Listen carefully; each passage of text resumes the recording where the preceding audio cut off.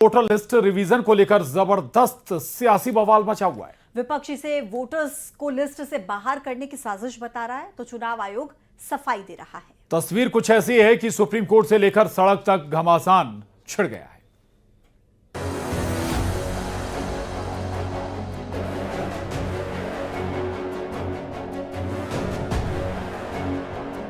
मतदाता पुनरीक्षण को लेकर बिहार में सियासी पारा हाई। तेजस्वी यादव के साथ साथ महागठबंधन के सभी दलों ने मतदाता पुनरीक्षण को लेकर चुनाव आयोग पर कई आरोप लगाए हैं। अब 9 जुलाई को विपक्ष आंदोलन की तैयारी में है कि विपक्ष के सवाल को, जनता के सवाल को आकर एक बार भी अगर प्रेस कॉन्फ्रेंस करके सारी बात को स्पष्ट कर देते, क्लियर कर देते, कोई कंफ्यूजन नहीं रहता। ये राहुल गांधी जी 9 तारीख को पटना में वो भी इस चक्का जाम के अवसर पर उपस्थित रहेंगे। वोटर लिस्ट सत्यापन विवाद के मामले में विपक्ष के आरोप पर निर्वाचन आयोग का जवाब भी आया है। चुनाव आयोग ने तेजस्वी यादव को जवाब दिया है। ईसी ने कहा है कि SIR संबंधी आदेशों में कोई परिवर्तन नहीं होगा। काउंटिंग फॉर्म भरकर जमा करने की शर्त बरकरार है। 1 अगस्त 2025 को वोटर्स लिस्ट प्रकाशित होगी। बिहार के सभी वर्तमान मतदाताओं को फॉर्म बांटे गए हैं। जो लोग यात्रा कर रहे हैं वो ऑनलाइन फॉर्म भर सकते हैं। वहीं तेजस्वी यादव के आरोपों पर बीजेपी का कहना है कि आरजेडी अभी से हार का बहाना खोज रही है। महाराष्ट्र और हरियाणा हारने पर राहुल गांधी ने बहाना इलेक्शन कमीशन ले लिया, इसलिए राजद पहले से भूमिका बना रही है कि जब बिहार में एनडीए 200 सीट जीतेगा तब किसको बहाना दिया जाए, ठीकरा किस पर फोड़ा जाए, तो वो इलेक्शन कमीशन को बहाना बना रहे हैं। असदुद्दीन ओवैसी ने भी बिहार में मतदाता सूची के स्पेशल इंटेंसिव रिवीजन पर सवाल उठाए हैं। ओवैसी का कहना है कि वो SIR के खिलाफ नहीं है, लेकिन लोगों को सही से वक्त तो मिलना चाहिए। आप इतने कम टाइम में एक्सरसाइज कैसे कर पाएंगे? बहुत टाइम कम है। SIR में भाई जो लोग जो अपना एड्रेस चेंज कर लिए उनको क्यों आप पूछ रहे हैं बर्थ सर्टिफिकेट? माइग्रेशन होता है, अब क्या करेंगे वो लोग? बिहार में मतदाता सत्यापन का मामला अब सुप्रीम कोर्ट पहुंच गया है। सुप्रीम कोर्ट ने चुनाव आयोग को भी नोटिस जारी किया है। इस मामले में सुप्रीम कोर्ट में अब तक 5 याचिका दायर की गई हैं। 10 जुलाई को सभी याचिका पर एक साथ सुनवाई होगी। Bureau report, news 18, Uttar Pradesh, Uttarakhand. BJP के सांसद निशिकांत दुबे ने कांग्रेस पर बड़ा हमला बोला है। निशिकांत दुबे ने आरोप लगाया है कि इंदिरा गांधी ने ब्रिटेन के साथ मिलकर स्वर्ण मंदिर पर हमला किया। इस दौरान अमृतसर में ब्रिटिश सेना के अधिकारी भी मौजूद थे और इस पर अब कांग्रेस आग बबूला हो गई है। ऑपरेशन ब्लू स्टार पर सियासी तकरार। आज जो पत्र मैंने रिलीज किया वो फरवरी 1984 का है और वो सबसे अलार्मिंग है कि हमने ब्रिटेन का सहारा। निशिकांत के सवाल, मचा सियासी भूचाल। निशिकांत दुबे जी जैसे लोगों का इलाज वहां के चिकित्सालय में हो ज्यादा बेहतर है। बीजेपी सांसद निशिकांत दुबे ने एक बार फिर कांग्रेस पर बड़ा हमला बोला है। इस बार निशाना साधा है 1984 के operation blue star, Kartarpur Sahib corridor और सिंधु जल संधि के जरिए। निशिकांत दुबे ने आरोप लगाया कि 1984 में स्वर्ण मंदिर पर हमला इंदिरा गांधी ने ब्रिटेन के साथ मिलकर किया था। ब्रिटिश अफसर उस समय अमृतसर में मौजूद थे। साथ ही उन्होंने कांग्रेस के लिए सिख समुदाय को महज एक खिलौना बताया।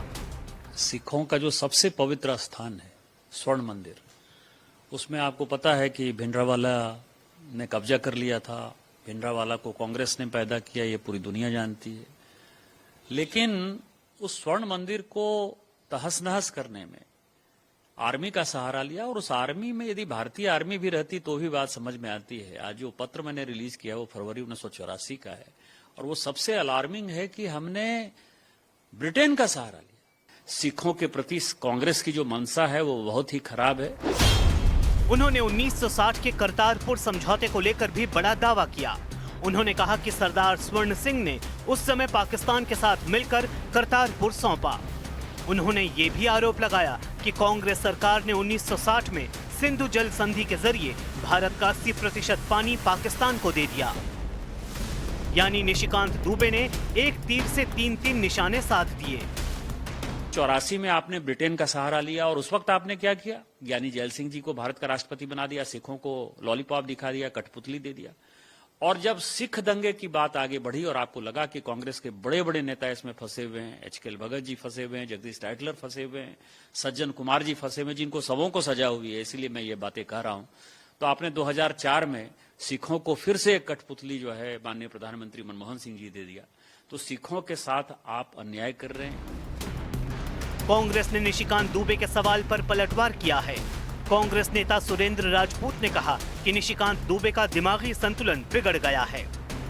उत्तर प्रदेश में भारतीय जनता पार्टी की सरकार है और उत्तर प्रदेश में ही आगरा शहर है जहां पे एक बढ़िया मानसिक चिकित्सालय है और वहां पर मानसिक रूप से असंतुलित लोगों का अच्छा इलाज कराया जाता है।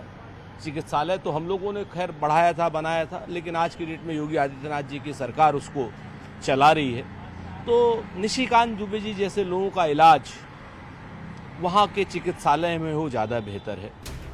निशिकांत दुबे ने एक बार फिर इतिहास में दबे सच को कांग्रेस के खिलाफ मारक हथियार बनाया है। देखना है कि कांग्रेस इस दांव की काट कैसे करती है। और यूपी में बलरामपुर के जमालुद्दीन उर्फ छांगोर बाबा के मामले में हर रोज नए खुलासे हो रहे हैं। 100 करोड़ के इस फकीर की कहानी जांच एजेंसियों को हैरान कर रही है। बाबा के गैंग पर 100 करोड़ से ज्यादा के विदेशी लेन देन, हवाला और मनी लॉन्ड्रिंग के आरोप हैं। ईडी ने जांच शुरू कर दी है और अब बाबा की प्रॉपर्टी, बैंक अकाउंट्स और नेटवर्क की गहराई से पड़ताल शुरू कर दी गई है। ईडी के रडार पर जलालुद्दीन की प्रॉपर्टी, 100 करोड़ से ज्यादा की विदेशी फंडिंग। क्या है छांगुर बाबा के नेटवर्क की कहानी?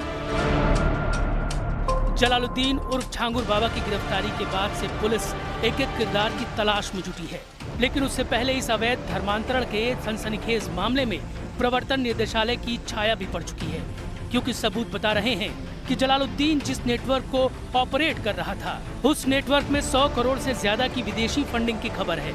आरोप है कि फर्जी दस्तावेजों के जरिए 40 से ज्यादा संस्थाएं बनाई गई।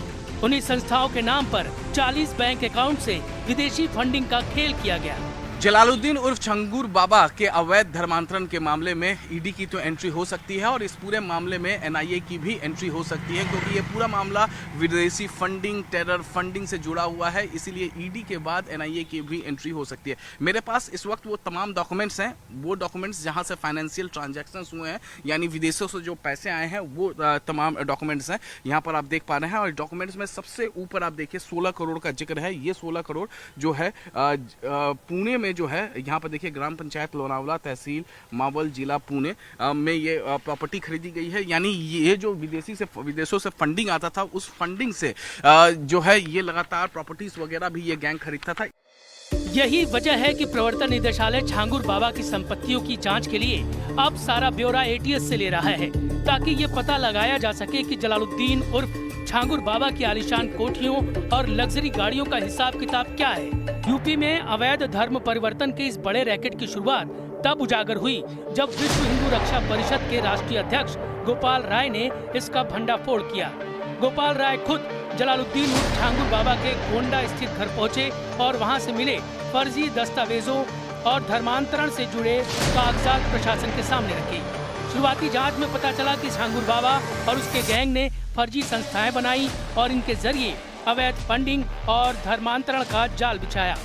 अकाउंट नंबर और कई प्रदेशों में इसके खिलाफ मुकदमे दर्ज हैं और 500 से कम इसके सदस्य नहीं हैं। और ये कमलेश तिवारी हत्याकांड जब हुआ था तो अभियुक्तों को छुड़ाने में भी इसकी बड़ी प्रमुख भूमिका रही। इसी में चंदन गुप्ता की भी बात थी। अब ये जो इस्लाम राष्ट्र बनाने की बात कर रहा था, तो जिसकी सोच और 40 देशों से इसको फंडिंग जो हो रही थी, तो ये बहुत महत्वपूर्ण मुद्दा है। रेट कार्ड जो था, किसी भी तरह से हिंदू धर्म परिवर्तन कर ले, मुस्लिम समाज में आ जाए और इस्लाम राष्ट्र बनाने में योगदान हो जाए, वो कितने में सेट हो जाता था। लेकिन सबसे पहले 1-2 लाख रुपए तो ऐसे ही फेंक देता था अगला, बाद में फिर जरूरत कहता था जरूरत पड़े तो आ जाना।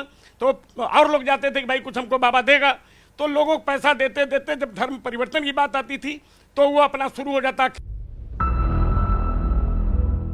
ईडी को शक है कि विदेशी फंडिंग और हवाला के जरिए धर्मांतरण का ये खेल चलाया जा रहा था। यही नहीं, दावा तो ये भी किया जा रहा है कि इन पैसों का इस्तेमाल देश विरोधी गतिविधियों को अंजाम देने के लिए किया जा रहा था। जांच हो रही है और सबसे बड़ी चीज ये है कि गहन जांच होगी। तो जैसे महाराष्ट्र है, अब यूपी पुलिस अगर महाराष्ट्र जाए या वहाँ की पुलिस देखे, और कई प्रदेशों में ये बहुत बड़ा आतंकी फंड भी सब इकट्ठा कर रहे हैं। ये देखने में सीधे साधे सब लोग थे और ये एक फकीर के पास जो है 500 करोड़ की हैसियत कहाँ से आ जाएगी, ये बहुत बड़ा नेटवर्क है। ये खुलासा का विषय है। इसके अलावा उत्तर प्रदेश और दूसरे राज्यों में भी उसके नाम या संस्थाओं के नाम पर करोड़ों की संपत्तियां हैं। जाहिर है ये एक बड़ी साजिश है जिसकी एक एक कड़ी तक पहुंचने की कोशिश की जा रही है।